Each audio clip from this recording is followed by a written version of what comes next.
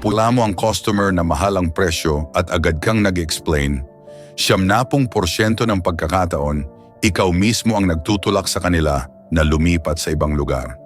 Maraming sales ang nag-iisip na kapag sinabi ng customer na mahal, ibig sabihin ay hindi pa nila naiintindihan ang produkto. Kaya ang unang reaksyon ay magpaliwanag pa ng magpaliwanag. Pero ang totoo, habang mas nagpapaliwanag ka, mas nagiging defensive ang customer.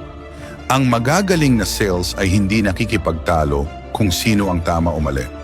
Gumagamit sila ng isang napakasimpleng technique pero sobrang epektibo na tinatawag na 3 F technique.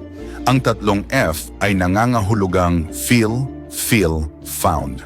Sa madaling salita, una, iparamdam mo na naiintindihan mo ang nararamdaman ng customer. Pangalawa, ipakita mo na marami ring tao ang nag-isip ng katulad nila.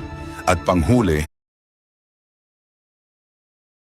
hayaan mong makita ng customer ang konklusyon na nahanap ng karamihan.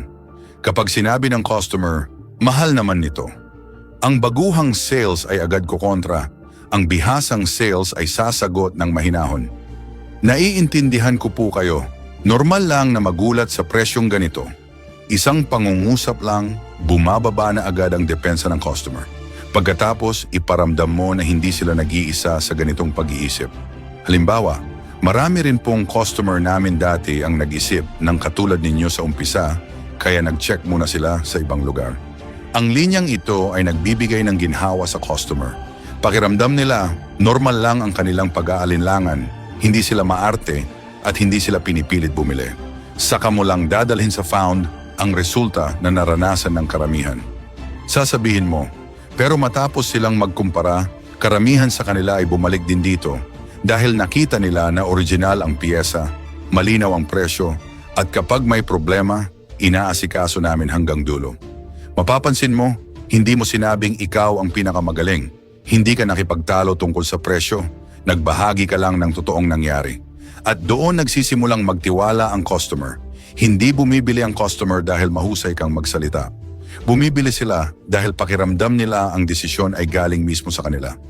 Iyan ang dahilan kung bakit maraming sales ang kabisado ang produkto pero hindi pa rin nakakabenta.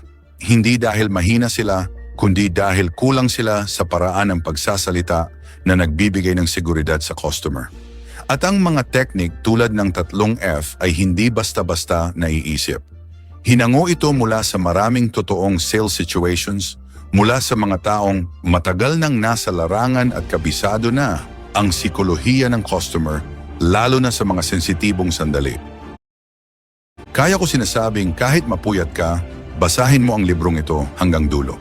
Ang librong ito ay naglalaman ng higit 100 real-life sales situations.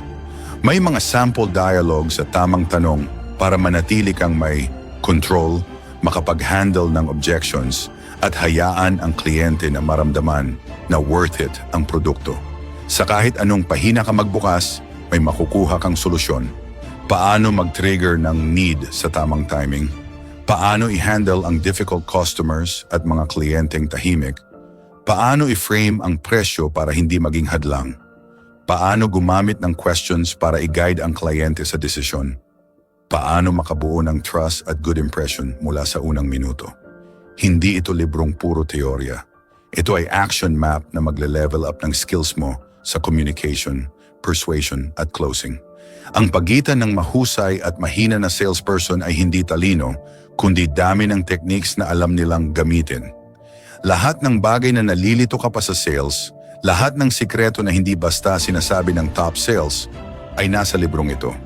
Kapag binasa mo ito at sineryoso ang pag-apply, anumang industriya ang pasukin mo, kaya mong i-dominate ang market.